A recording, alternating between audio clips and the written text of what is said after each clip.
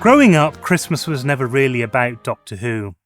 Sure, there was that one Christmas where I got the original Dapol TARDIS and the Seventh Doctor action figure, you know the one where the glue dried and the arms fell apart.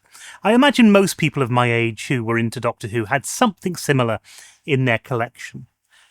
But beyond that, Christmas was really just about Christmas, and Doctor Who was something that kind of happened in between. Fast forward to 2025, and it feels really strange if we were to have a Christmas that doesn't include an episode of Doctor Who. Even in the Chris Chibnall era, where the seasonal special happened on New Year's Day instead of Christmas Day, there was always at least some sense that the festive season and Doctor Who were inexplicably intertwined. But none of this would have happened had it not been for the success of the very first Christmas special. That aired 20 years ago this year, and in this video I start my rewatch of Season 2, and I'm going to be taking a look at the Christmas Invasion and about the impact that it had on the series. Why not join me as I go beyond the sofa?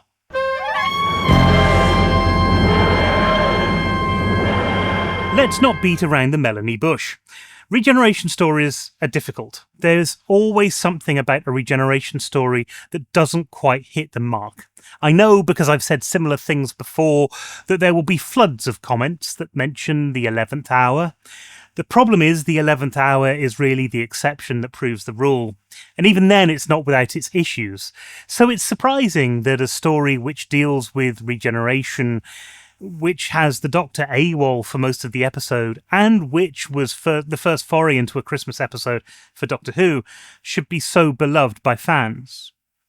Okay, maybe not the first foray into a Christmas episode, but the Feast of Stephen was a big departure from a normal Doctor Who episode. It didn't fit into the continuity of the story that was being told at the time, and it was never tried again.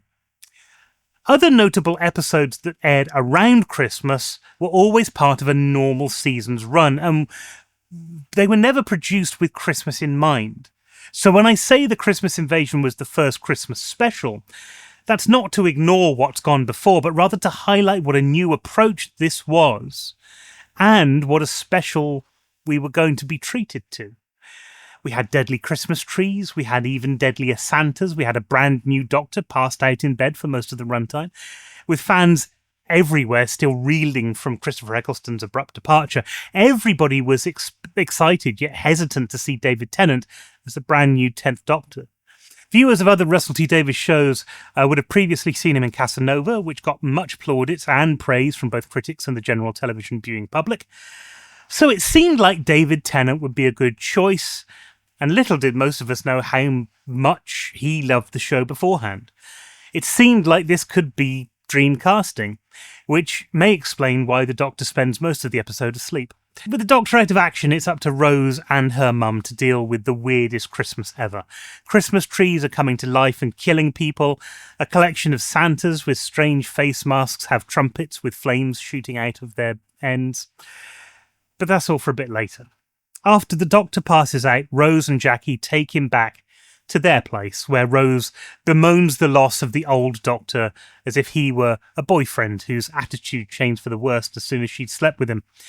It's an interesting analogy that's not really been discussed in the show before, and this shows one of RTD's strengths as a writer, finding the human analogies in distinctly alien things. But it's not too soon before the running and the screaming starts. Yep, we're back to the brass band of Santas who turn into the equivalent of the mafia hit mob when they see Rose and Mickey shopping at a Christmas market. Well, brass bands often bring out the worst in people. This then brings a chase back to Jackie's house, where they notice a mysterious Christmas tree has turned up in the living room, which suddenly starts to attack them.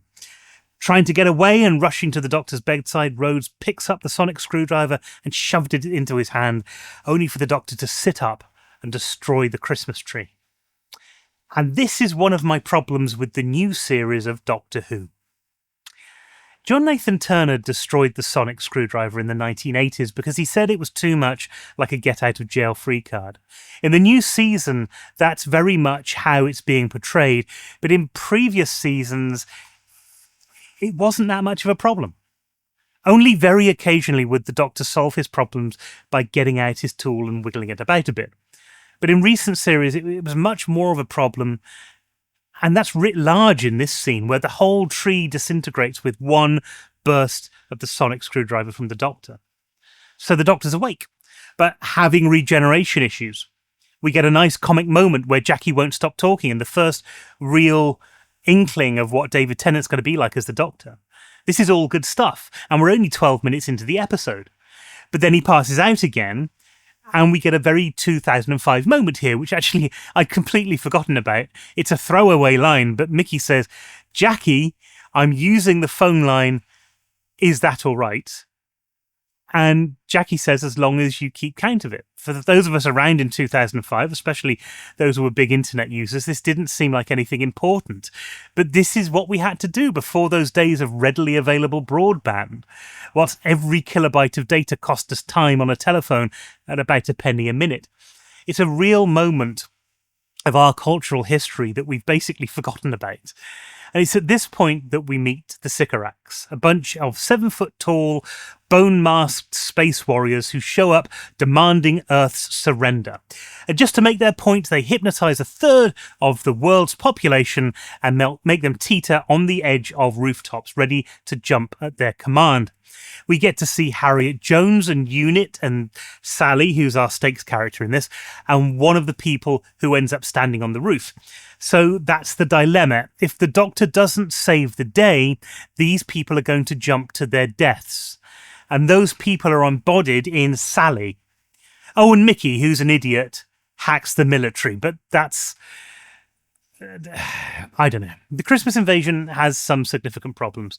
The pacing is uneven, with the first half of the episode feeling quite slow. The Doctor is unconscious for most of the first act, which means that we're stuck with the supporting characters trying to figure out what to do. And whilst that isn't necessarily a bad thing, it does mean that the episode takes a while to get going. The resolution of the blood control plot is also somewhat unsatisfying. It's one of those moments where the show asks you to just go with it, but it kind of feels a little bit too convenient. There are a few things in this story that don't work, and that's one of them, unfortunately. Another major issue is the Christmas tree attacks. It feels a little bit disjointed from the main Sycorax plot. The killer Christmas trees are controlled by the same aliens, supposedly, but their method of operation is entirely different from the whole blood control thing. It's almost as if Russell T Davies had two separate story ideas and decided to cram them both into one episode without really properly exploring them or interrogating them. The trees feel like they belong to a completely different kind of Doctor Who story, something more comedic and less serious than what the Sycorax invasion represents.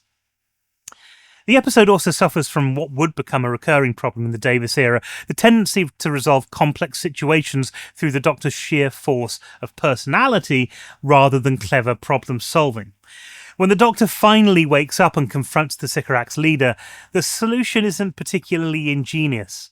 He challenges the leader to single combat, wins through a combination of luck and swordsmanship, and then uses his knowledge of Sycorax honor codes to send them away. It's dramatically satisfying, but it doesn't showcase the Doctor's intelligence in a way that classic Who often did.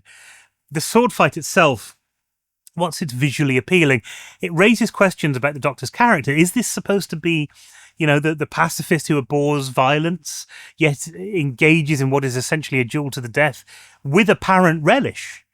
Yeah, he's trying to save the Earth, sure, but the ease of which he just picks up the sword and starts fighting, it kind of feels at odd with the character's established principles. I mean, even back in the day where you saw John Pertwee fighting, it was kind of a last resort. It was kind of we're doing this then. All right, let's do this. And this is a problem that plagues the 10th Doctor throughout his run. Moments where his actions don't quite align with the stated beliefs.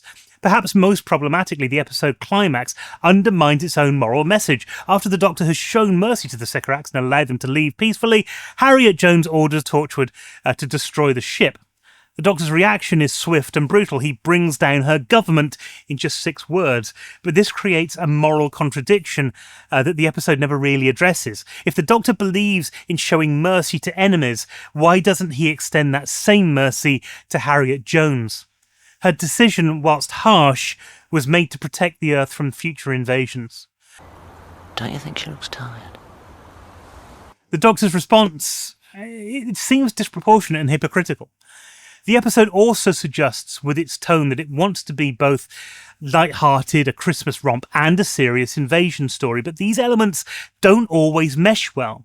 The comedy beats, like the Doctor's obsession with his new teeth or his delight in his dressing gown, they sit awkwardly alongside moments of genuine peril, like people plummeting to their death from a tall building. And this tonal inconsistency actually becomes the hallmark of Davis's writing, even into RTD2. But it's particularly noticeable here because it's our introduction to this new version of the Doctor. There's also the matter of the episode treatment of its female characters.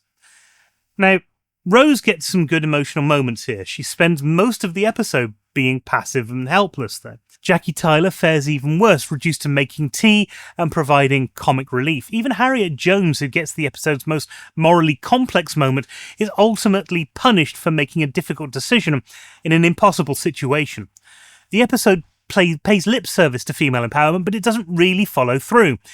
The Christmas setting itself feels somewhat forced. Beyond the killer Christmas trees and the somewhat seasonal decorations, there's nothing particularly Christmassy about the story.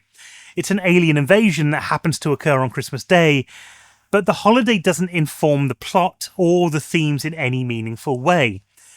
Later Christmas specials would do a much better job of integrating the seasonal elements into their narratives. But despite these flaws, the Christmas Invasion remains an important and largely successful episode. David Tennant's performance is strong enough to carry the weaker elements, and the episode succeeds in its primary goal of introducing the new Doctor whilst maintaining continuity with what came before. The Sycorax are memorable villains, and the episode's exploration of how the world has changed since the previous series adds some depth to the show's mythology. But it's worth acknowledging that this episode establishes some problematic patterns that would continue throughout the Davis era.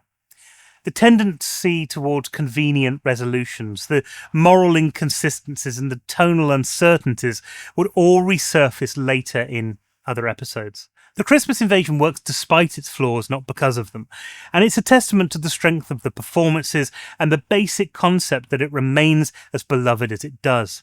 In the end, the Christmas Invasion is flawed but entertaining, and it's a great introduction to the 10th Doctor, even though it has its problems. It's got enough charm and spectacle to overcome its narrative shortcomings, but those shortcomings are real and worth discussing. It's the kind of episode that works better on an emotional level than a logical one, which is perhaps fitting for a Christmas special.